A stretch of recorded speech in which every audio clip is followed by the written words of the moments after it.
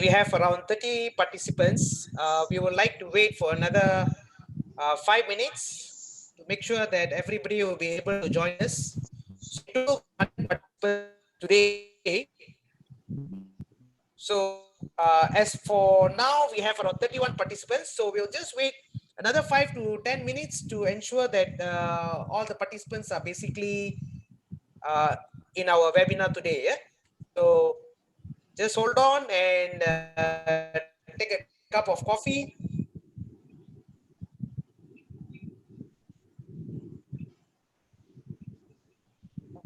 Can doctor, no problem. Can.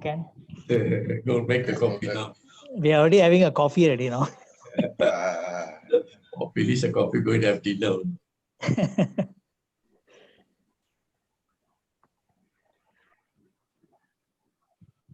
Mr. Surya, Yes, sir. I've shared the YouTube link with the students. Probably those who couldn't join, they can just watch it at the YouTube link. Oh, okay. Are you sharing the group? Yeah. Okay.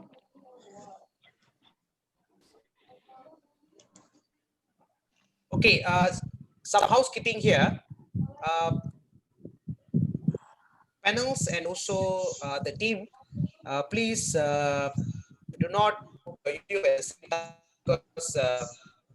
there will be echo that you'll be hearing. So you might want to give the link to the respective person and do not open at the same time. If not, you'll be hearing the echo. Okay. Okay. Thank you.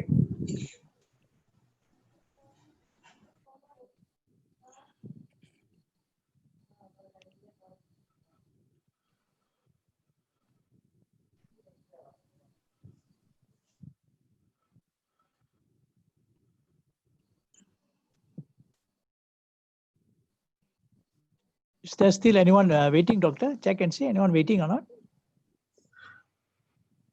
Leslie, you're right. My internet is getting unstable. Oh. I don't know why. Maybe all the Subang Jaya fellows are very busy. Heavy usage, I suppose so. Yeah, it's usually 8 p.m. to 9 p.m. heavy usage. Yeah. It's a lot of online classes are all going on now. Yeah, that's right. Dr. Chandran, probably you can advise the attendees if they have any question, probably they can just throw the question to the chat panel, or can you make some clarification on that? Okay, sure.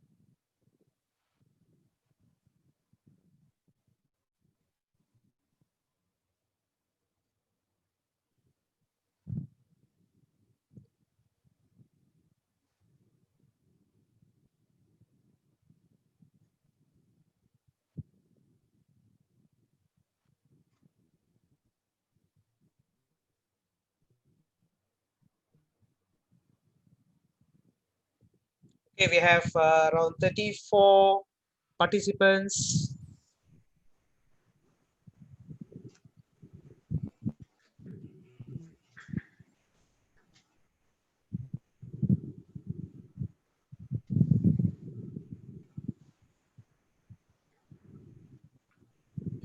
I think, shall we commence because we have a few minutes left? Should we start, Mr. Leslie, Yeah, I Mr. think, Ali, yeah, and also Prof? I think- We have around 35 participants now. For now. Go ahead, Doctor. I think it's a good a time as any. Yeah. Yeah. Okay, sure. Prof, are you with us? Yes, I'm here. Okay. Okay, to all the participants and also to our honorable guest speakers. So let's start the session today without further delay. First and foremost, thanks for making to this webinar. Of course, it's not that easy to organize a webinar at this period of time with the COVID and also with all the upcoming challenges. But we are trying our level best to make sure our students so invited practitioners to benefit from this particular webinar. It's a free webinar organized by Nexusace, Trend Tech Services, and also with Lincoln University College. So please do inform your colleagues or friends, okay, who are not able to register or not able to participate for this webinar. They can go live now because we are in YouTube. So please do ask them to join through our YouTube channel, right? And our YouTube channel is Nexusace. So please do ask them to go and share and also let others know so that they'll be able to participate at the same time. Huh? Okay. Before we start, let me introduce myself. Okay, I'll be moderating the session. I'm basically Dr. Chandiran, okay, from Nexusace. And the most important thing, okay, we have our speakers today. So our speakers basically very much distinguished. Okay, and we have first our Prof. IR Dr. Haja Zuhaina Haji Zakaria. So she's basically a professor from UiTM. So we have our next panel, which is Mr. Aresandiran. So he's basically the current executive president of MIHRM. Third panel is Mr. Leslie, okay, which is currently holding a position of Honorary General Secretary of MIHRM. So to talk about them, okay, there's a lot of things. Three panels are basically having substantial amount of knowledge and also experiences. Okay, so let's start with our Professor Dr. Haja Zuhaina Haji. So she received her Bachelor of Engineering degree in Electrical Engineering from UiTM in 1989, Master of Science degree from Napier University, Edinburgh, UK in 1997, PhD in Power Systems, University of Stratford in Glasgow, UK in 2005, and since July 1992, she has been with University Technology Mara UiTM, a professor, faculty of engineering, also the director of director for Center of Academic Leadership at Institute Leadership and Development UiTM, And in addition, that Prof, the founder for IEEE Malaysia section Women in Engineering Affinity Group, which was formed in July 2007. So in recognition of her commitment and contribution, received outstanding volunteer award for 2010 from IEEE Malaysia section. Right. So this is about our first panel for today's webinar, and our second panel is Aresandiran. So he is currently the executive president of MIHRM. So MIHRM is basically Malaysia's first professional body for promoting the practice of human resource management, and it's also a leading and independent body for human resource management in Malaysia. Right. So Mr. Ari has more than 40 years of experiences in the field of HR, and he's graduated from University of London with a law degree. He's a HR practitioner. Meanwhile, our third panel, which is Mr. Leslie Lim. So he's also one of the pioneer in Malaysia, I'll say. Okay, so we are proud to have Mr. Leslie to be joining our session because he's actually one of our pioneer HR person in Malaysia.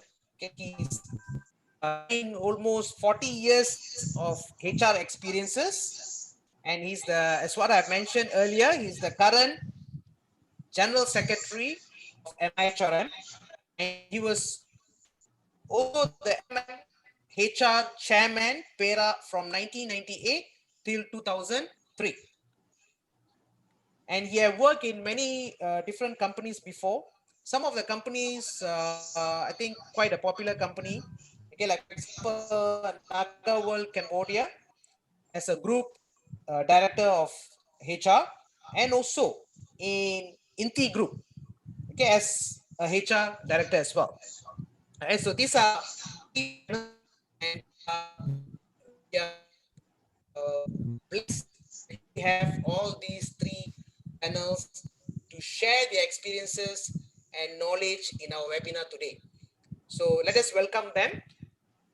Without further delay, I'm sure that many of you all are waiting. When are we going to start our webinar? Right? My apologies because we had some issues on the network and so on. So let us start with our webinar now. Our topic for today's webinar is basically on what will be your HR strategies during COVID-19. I'm sure many of us, okay, the field of HR, and in fact, not who's managing their companies, having their own enterprises, and also those who are having small businesses, they have all these questions in their mind. How to actually manage their human resources? Because we are hearing a lot of things. Many companies are basically retrenching their employees, and many companies are basically running their trade. So very sure all of you who are HR practitioners and also in fact non-HR practitioners, okay, it can be a value added for you to know what kind of strategies that you should be implemented in the organization so that and also the employees will benefit out of it, right? So I would like to start off, okay, with our first question. So our question will be, how HR fraternity is being affected by COVID-19 in Malaysia, right? So I would like to invite, maybe we'll pose this question to Mr. Ari first. Maybe he can just start out by giving his opinion, and also maybe he would like to comment on this. Mr. Ari? Okay, thank you, Doctor. If you look at it, COVID-19 is a pandemic. So the issue is what I hear from people when the pandemic spread to Malaysia, the first step is to control. So the measures that the companies took is to control. Now, when you want to introduce controls, they're guided by the government measures and what is the rules, etc. So the first step they did is at the workplace, create social distancing and then segregate the team. They divided the team into team A, team B. So and then rostering them, and then you implement this. How do you prevent this pandemic from spreading? So they have to ensure and keep current with the information, what's happening. So you find that the multinationals are able to have experience shared for the other operations, other parts of the world. So they are able to handle it because they have the experience, they have the sharing done. So you find number one. Number two is business. If you do business, we are looking at profits. And during this period, it's not profits. We're talking about sustainability of the business. So how do you sustain the business? How do you take a balance between business and also employment? And you find that they are able to sustain on a longer period and prevent this unemployment and retrenchment. Whereas the non-multinationals have a different issue. So what I'm trying to say is it's just controls. The controls are more strict in a multinational because of sharing of experience on a global basis. Plus, they have the luxury to do that.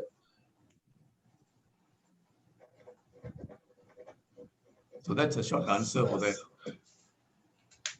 Okay, thanks, Mr. Ari. Thanks, Mr. Ari. Perhaps maybe Mr. Leslie can actually give your opinion how basically affect, especially from the context of HR. Okay, as far as the what Mr. Ari has covered, essentially multinationals and large corporations have the luxury of what we call piggyback what their HQ counterparts are doing overseas. They have the resources. But for a lot of SMEs, but this is into perspective, SMEs in Malaysia play a very important role. They form nearly 99% of businesses here. They contribute nearly 38% to gross domestic product, and they employ something like 70% of the entire Malaysian workforce. So they play a very integral part in the Malaysian economy. Having said that, their resources are very limited. So they stick what they call very closely to the government's, especially the MKN's guidelines as far as what we call COVID is concerned. For example, HR will play a very prominent role at the operational level. For example, employees coming in, temperature taking and recording, wearing of facial mask. Then you also have social distancing, and also ensuring that sanitizers are available. Then office sittings have to be clearly demarcated. Disinfectant of what you call assets and equipment are so very important. So essentially for SMEs, HR plays a very important role in the aspect. And also on a financial basis, which we'll cover a bit later on, HR has a very important part for what you call application for the government's subsidies, which I'll cover a bit later on. Thank you. Thank you very much, Mr. Leslie, for your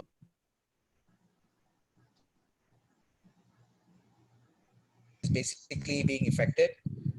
How about let's see how public sector.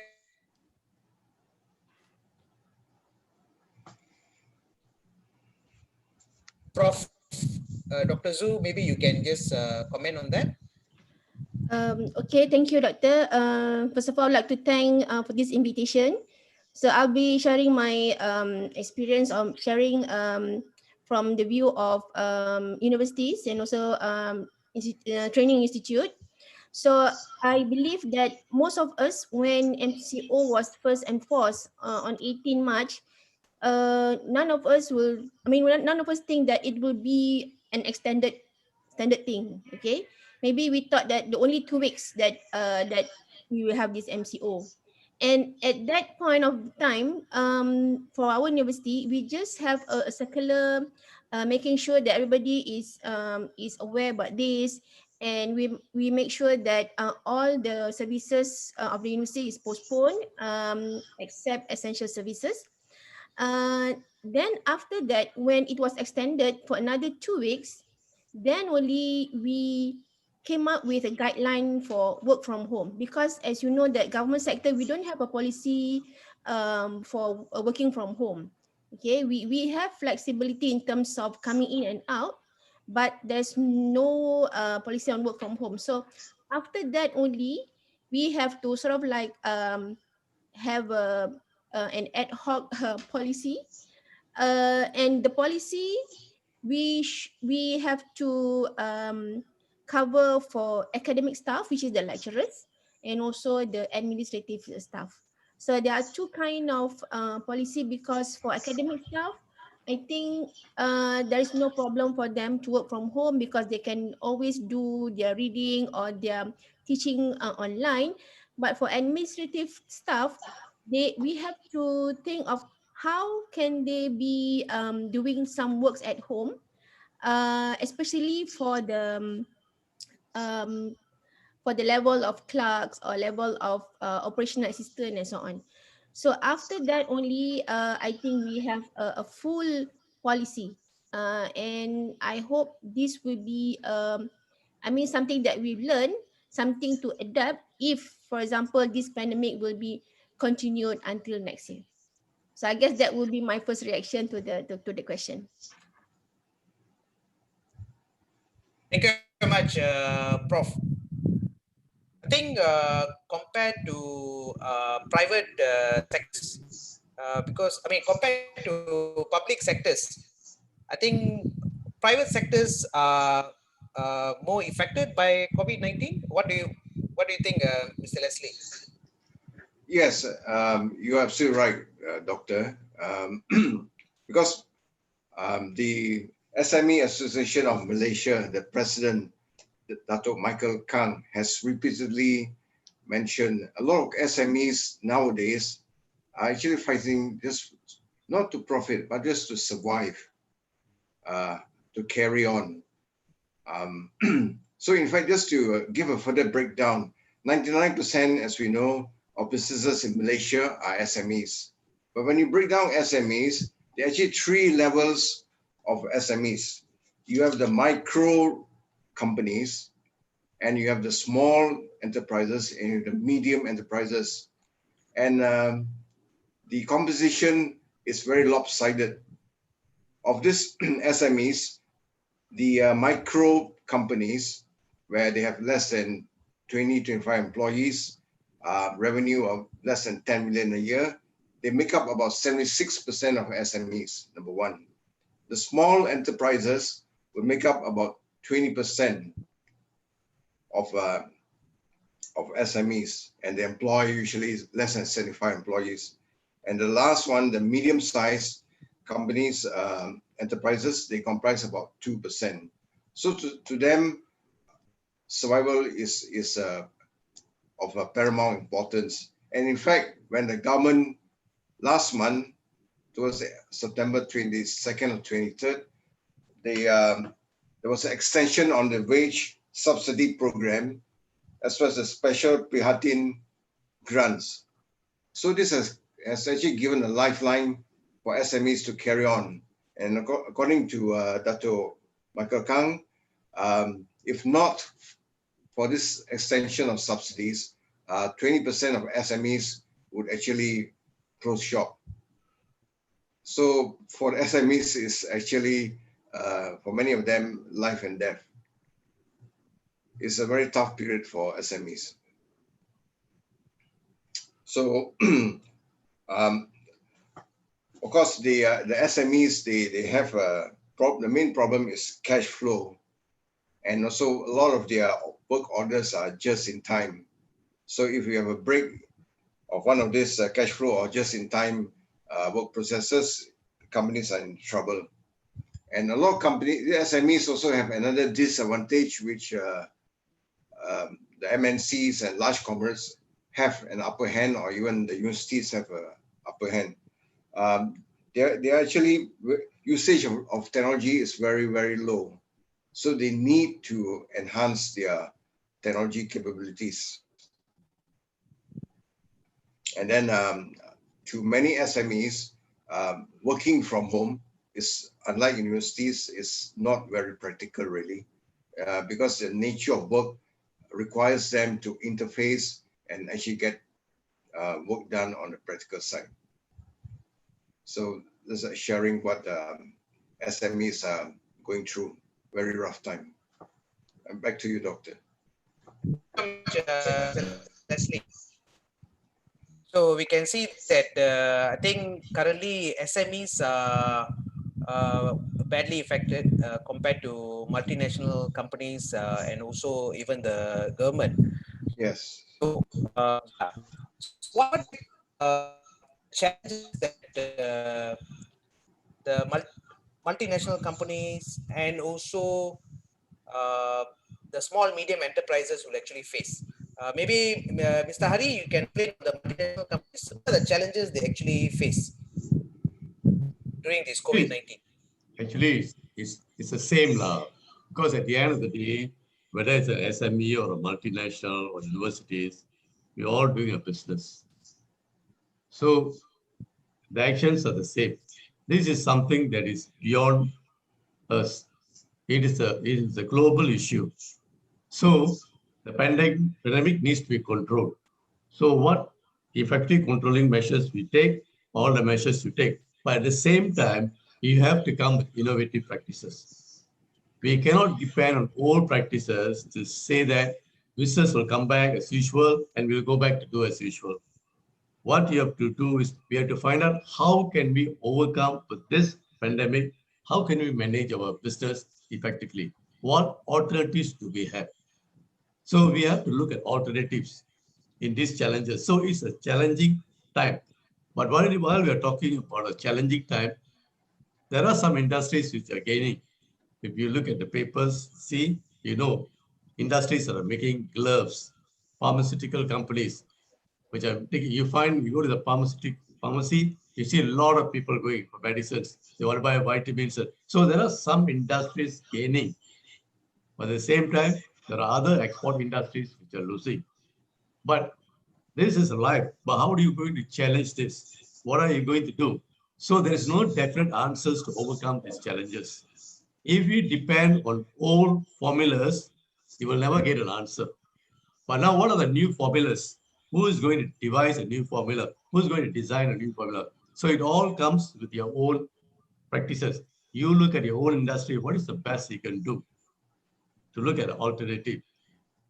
Like colleges, they can go for distance learning, e-learning, etc. By industries, what can you do? Can you outsource things? What is that? There must be a way, and we must find a way for it. That's what I would say. Innovation is the pathway to the future.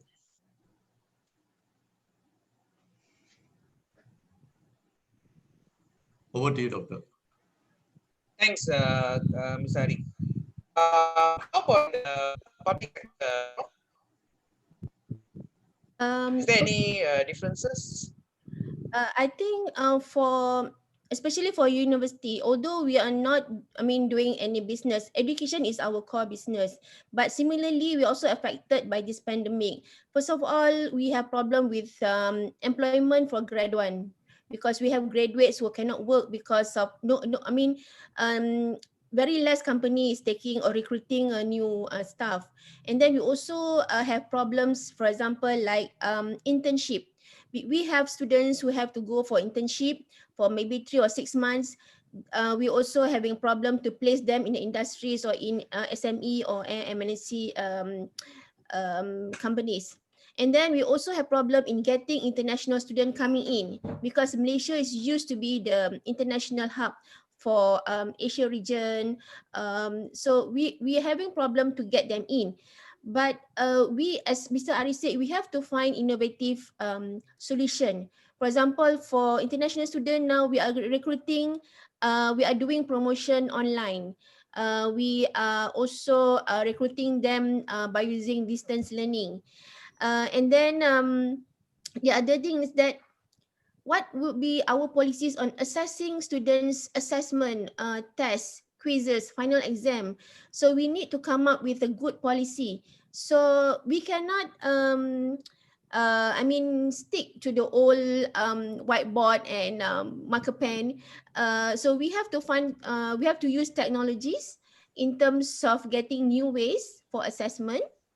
However, researchers in the university have a new platform now, have a new area that they can go in. If you look at universities now, they came up with many new inventions to control or to assist the controlling of COVID-19. We have new equipment. We have new automation for screening and things like that, robotic screening. So this is also a new or a very good environment for the researchers. They can venture new things. Although we have some, negative side of this, but we also have to look at the positive side. What are the positive outcome from COVID-19 to public sector, especially for universities? Okay, thank you. I think that's all for this question. Thanks, Prof. So the next question will be basically on the strategies. Is by both public and private sectors. Maybe Mr. Leslie, you might want to elaborate on these strategies which is taken by SMEs on overcoming their challenges. Okay, okay, thanks, Doctor. Okay, SMEs, no doubt short of resources, especially financial, can take advantage of technology. For example, and digitalization. For example, in the areas of recruitment, instead of, can actually save costs instead of getting the applicants to be interviewed the normal conventional one-to-one. You can actually do it using Zoom sessions or Hangout sessions. Yeah, so there's a cost, reduced cost, virtually zero cost, and there will you ensure safety for both applicant as well as for the employer. And there are certain packages where companies can take advantage, free packages. You can actually digitalize your work processes. So companies, what Mr. Aresandiran has mentioned, they have to also, whether you have a large multinational or a small SME, you have to be innovative, you have to be agile, you have to really think out of the box. And what Prof also mentioned, gone are the days where you do things in the traditional manner of the 20th century. All employees and employers, I would sort of recommend them to shift their thinking, essentially a paradigm shift, a change of mindset from the past to the current, the way we think, how do we conduct business, how do we conduct our work processes, and so forth. We have to be agile in order to survive. And you need competent HR, professionals, as well as other professionals in the company to ensure the company survive and to sail through this difficult times. Thank you. Back to you, Doctor. Thank you very much, Mr. Leslie. Mr. Hari, what do you think about the strategy from multinational companies? Is there any difference compared to what Mr. Leslie have actually mentioned just now? Actually, I think all the panel are coming up with the same view. We have to manage the pandemic very well, and we have to manage the business successfully. So we can't depend on old measures. We have to look for new measures. Now, what is the new measures that have been done? The industries are very diverse. So in a panel forum like that, we cannot give an answer. A general answer is find new methods of operating. Get your business sustained. That's the only answer. Whether multinational, SME, single operator, own business, take the smallest business, the guy who's running a retail shop.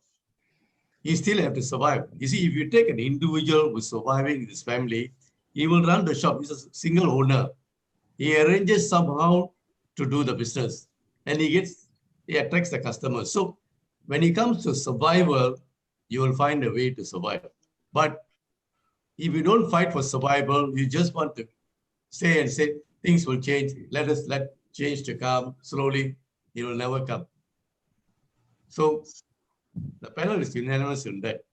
Fight the war pandemic. Let's sustain the business. How you want to do it? Do it yourself. Find your way. There is a way. Like, for example, airlines. You look at Taiwan, they say flight nowhere. Just people want to, you want to create a new experience. Innovative, fly nowhere. You just want to fly in the air and come back. And Singapore Airlines want to do that. But then now, after this pandemic, they stall it. So that's a new idea.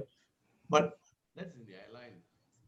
What about the other food industry, etc.? So sustainability of the business can be done if you find new ways, innovative ways. So we can't say, like, for example, in an institute like us, where we have products, we just find how do we take this product in a different format. If the product is still valuable and people want the products, then you can channel it in a different manner. That's what the views are, basically. Innovative practices has to be done immediately from now. All right.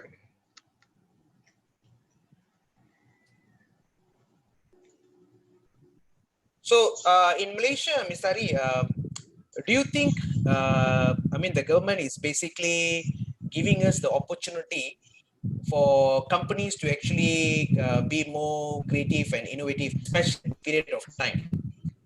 So is there any initiative being carried out? Like Mr. Leslie has said, the government is giving initiatives to the SMEs and industries. The government plays its own role. They are playing an effective role. But in this pandemic, it's not one person to play the role. Everyone have to play a role. Every individual, even individuals walking in the street, they have to play a role. Ensure that they take all the safety measures. The pandemic, when controlled, if everybody take the measures. So business and live life is two different things. You live a normal life, make sure you take the measures strictly. Why does the government want to impose fines and all that? Because we know people are relaxed. You have to force through. So similarly, in business, we have to force through ourselves to make the change. The government is doing what it can do best.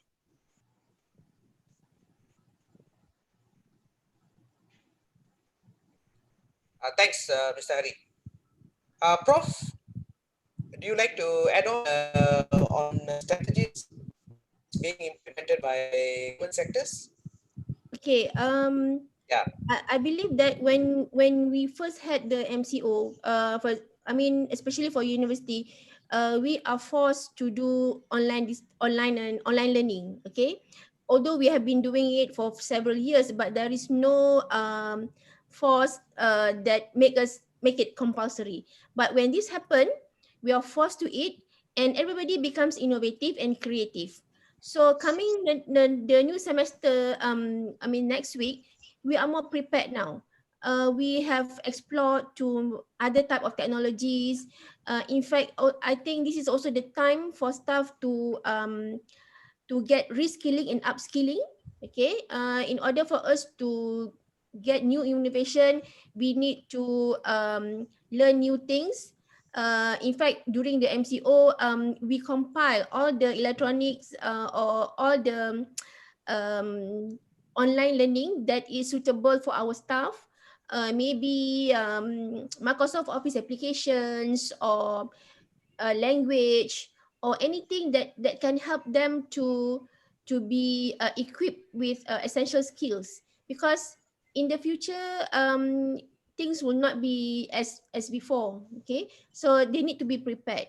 And in terms of work, I believe that now it's a time that we need to assess, employer need to assess the employee based on output, based on the outcome of the work, and they need to put trust to the employer, to the employee. And at the same time, employee also must have some integrity. For example, when you're working from home, you must be able to uphold the trust and be available whenever your boss would like you to respond to certain things. So this comes in two ways. Okay, so I guess employees now must work together in order to determine the success of the organization, especially for universities. Yeah, Doctor. Thank you. So, when you talk about this online learning, because I've been conducting online session for universities, many universities, and of course we have many challenges, especially when we from outside of our normal learning space. Yes. So, do you think the engagement level is going to be low among the students when it comes to online? Yeah, I think that is our biggest challenge, how to engage with the students. So that's why it is not advisable to have online learning only. You also have some offline learning, meaning that you have some prepared videos or prepared materials for them to prepare or to read before they come to the online learning. Online learning maybe not more than 1 or 2 hours, but you have them all the materials that you need to cover during the session. And advisable you have some breaks, some games or some quizzes that can get them interactive. That would be the best things. Yes, Doctor. Okay, so I think technology should play its role as well, not Yes. just human interaction. Yes. Yeah. Okay. So thank you very much for sharing, Prof. So my last question would be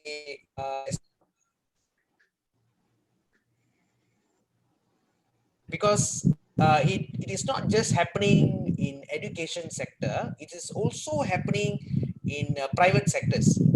So like many multinational companies are already moving towards online learning, online training, and so on. Because of our current situation, we are facing COVID-19. So they are not able to interact face to face. So, Mr. What do you think about this online training which is being conducted by many organizations? Is it still effective, like the one that we used to run on face-to-face basis?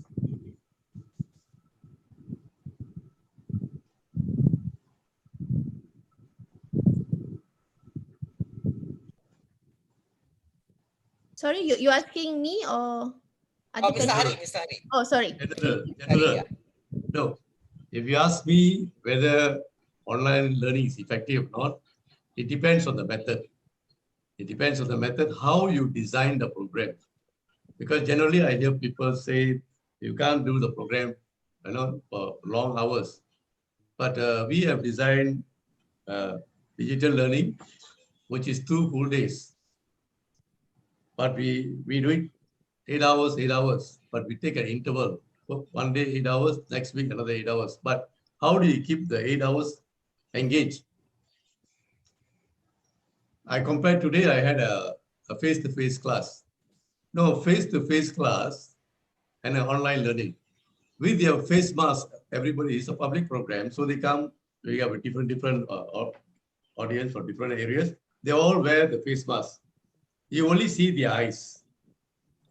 So I talk to the eyes only, not to the face. We don't know how the face looks like. So you talk, you feel whether you are engaged or not engaged, whether you're smiling or not smiling, you don't know. Only the eyes you see.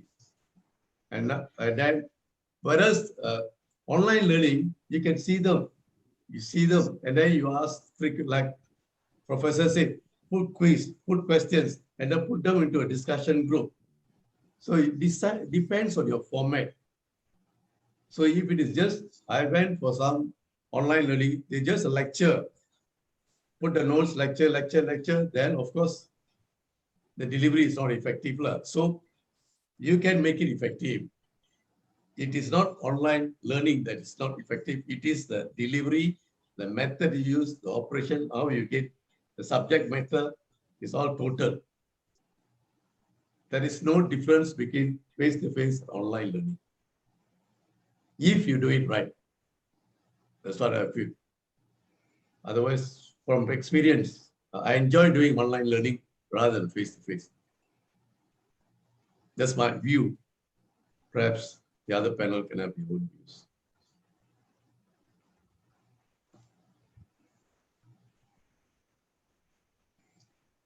Okay, maybe just add on to Mr. Ari's inputs. From a student perspective, MIHRM until February 2020, we were virtually almost all classroom. But to meet the requirements of the pandemic, as well as survival and so forth, we have tweaked our business model somewhat.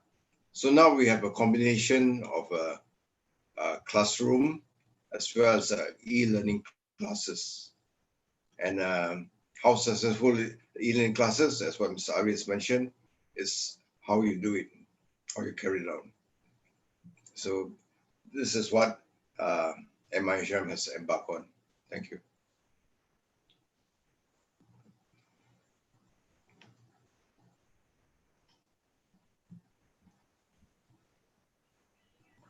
I think maybe I can answer. I think I saw questions. Maybe I can answer the questions. I think our moderator is having problem, I think, with the technical issues. Questions. I mean, how do we measure the productivity? For our university, especially for academic staff, we have a daily reporting. Okay, when we work from home, we have to report every day. What we did, and then this is a weekly things that the dean we would like to see. And then during final exam, I know one university that get the students to download a certain applications, which when they sit for exam, they cannot browse the internet. Okay, that means there's no copying from the internet. However, I don't think we can ensure that there's no collaboration. I think that's out of our control. But we need to instill honesty in the students. They should know that they learn from. I mean, they learn not only for knowledge but also to instill honesty in their life. And based on our experience last semester, I mean, there are students who cannot do it. I mean, meaning that they are using their own capability. Okay, it's not everybody get 100 marks. Okay, it's still using the bell curve. That means there are students who are weak and also students who are good in the subject. Yeah, that's my question. Answer for that. Okay, since Professor has answered one question, I see there are two other questions which I can help. There's a question there. Are we really ready to work from home? How do we measure the productivity? Now, really, we are not prepared to work from home. but the situation has caused us to work from home. So because of the situation, we don't have measures to measure productivity. All our system are measuring productivity at the workplace, not working from home. So it is only, if we really going to make it a long term, if the industry is going to say, okay, it will reduce my cost if I have some people working from home, basically you're outsourcing the work. Working from home is an outsource. Is outsourced work is a contract for service rather than a contract of service. So here is a temporary measure. If you are going to have a permanent measure, then you have to change the nature of the service. Now there's another question. Has SOCSO amended to cover the accident at home? Now this is an interesting question because SOCSO coverage is for coming to work at workplace and going back to work or home. And then you're talking about accident at workplace during the working hours. At workplace, the management can be responsible for the measures to ensure there is safety measures in the company.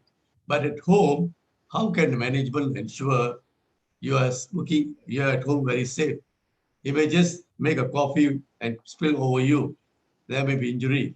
So our laws have not been extended to that areas and all that. So maybe a case comes up, a rare case comes up and goes to SOCSO, appeal, and politicians get involved, then they become aware, maybe they will consider that until then, there's no coverage. So now, there was another question asked, SOCSO coverage is okay. What about insurance? The companies have insurance for the employees. Does that insurance cover at home? Now that you have to check with the insurance company. And this is what we tell as part of procedure. We don't tell our employees what is the coverage for you. We just take the measure, work from home, that's all. We don't look at all the other things involved in it because it's all a temporary measure. Thank you. If there are other questions, we'll answer that for the balance of the time.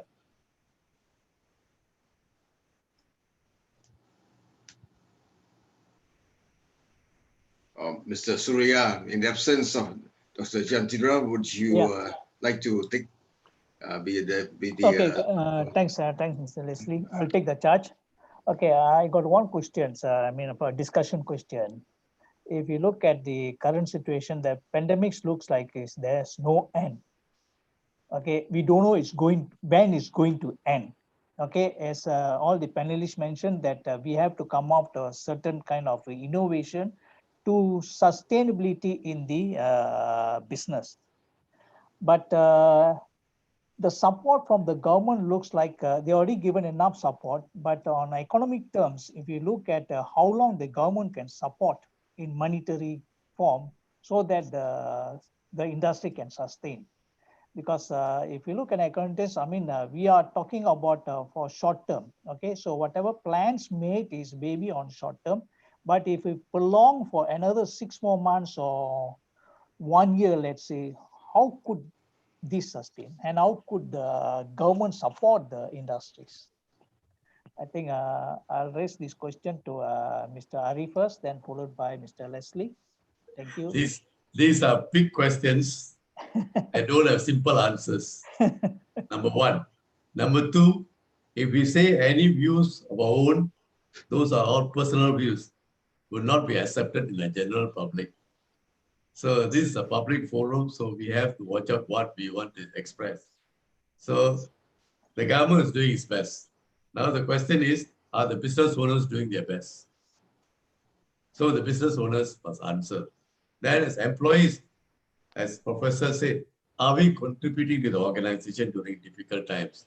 Are we prepared to accept changes, reduction of salary or reduction of increment? Are we prepared? So now is the question of who is going to do more? Everybody have to do more. And what is the more is the affordability. So if the government can afford, they will provide more. If the government cannot afford, there's nothing we can do. Then the other parties have to do it. Okay, panel, I think there is another one more question from Dr. Hari. We overlooked the question here. I just want to put this question into the panel's discussion. So the question here is about COVID is going to be here, like what Mrs. Surya said, is going to be here for quite some time. So according to Dr. Hari, there's going to be a new life model. And he's asking how the new life model is going to give an impact to the HR practices. So probably, Mr. Leslie, you can share your opinion on what do you think about the new life model is and how it's going to impact the HR practices? Sorry again. This life model from so the origins of this life model. Yeah, Japanese believe that COVID is not going to leave very soon, and they propose for a new life model, right? So the question here is, how does this new life model is going to be, and how it's going to impact the HR practices? Oh, it's difficult question to answer because it all really depends on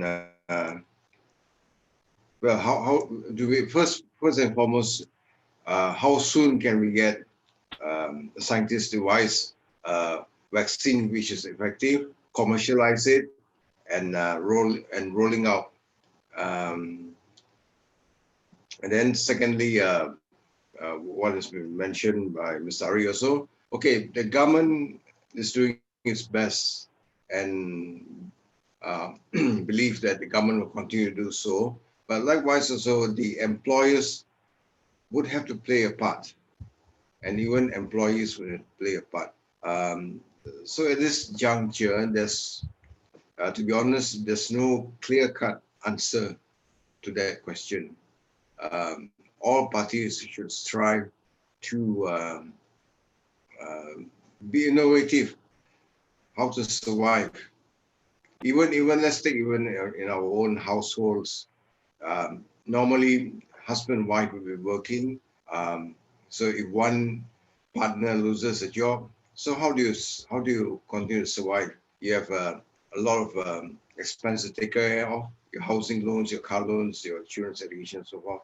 So what's the right balance? What to cut back and all that? And do you take any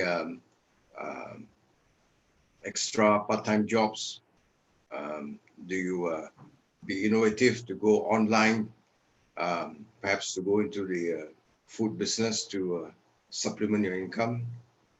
So at the end, it boils down not only government, but the companies and also to the individual self. Thanks. So what is the question? What is the life model you're talking about? Mr. Surya, what is the life model you're talking about? Mr. J raised the question, I think. No, this is the question from what is the Mr. principles of life model? What is the principles of the life model?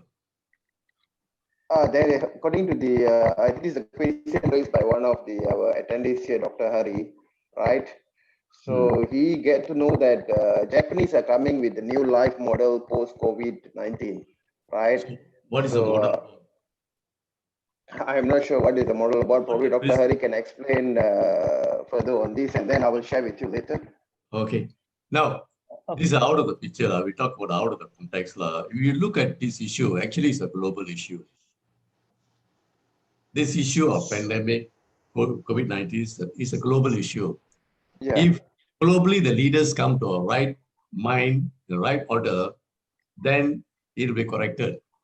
The problem is a global leadership problem, because we are living in an old economic theory of competition. We want business competition. Countries want to compete with each other. They want to control each other. So if the leadership at a global level don't see a sustainable business, they must think of sustainability and cooperation, seeing the world as one. Unless until they see as that one, it's very difficult to manage anything. Because when big nations start fighting, the small nations will suffer. Okay. So, thank you, Mr. Aresandiran. Yeah. I think we have exceeded the time. Probably we'll have Yeah, yeah. to sum up. I think So can we take just last Prof. question? Prof, looks like what is the role played by the HR in universities to ensure that this communication between the staffs and also communication between the staff and the students are as per our conventional method of learning and teaching? Okay, I think what we have done is that the HR set up a guideline for working from home. So there are certain rules that, for example, the staff must be available to respond in certain time if they need to. And then they also identify what kind of mode of communication that will be between the staff. For example, we identify it can be through email, WhatsApp messages, or Telegram or any other social media. In fact, now we have, UiTM also has subscribed to Microsoft Teams, where it has more channels, and we can have parallel meeting. And then we also set up a mobile attendance check-in. That means we can just clock in and clock out online. And I think from the start of the MCO until now, the Vice Chancellor has come up with many circulars. Okay, there's always a new additional to the previous one. Based on the current or the latest instruction by the governments. And I think the others are we using our Facebook and our website to make sure that staff are all aware of what's happening. Yeah, thank you. Okay, thank you, Prof. I think we are coming to the end. Okay, so since Dr. Chandran is not here, so on behalf of Dr. Chandran and also on behalf of Trend Tech Services, I would like to thank to all our panelists. And also there are few members, also important members in the group, also our attendees, that is Demudo is also the bursar of Asia Metropolitan University, and also Dr. Hari is here. Okay, I think if there's no any further questions, shall we end this session? Sure. Okay, thank you. Thank you. And Thank you. Bye. okay, Bye. bye. Bye. Bye.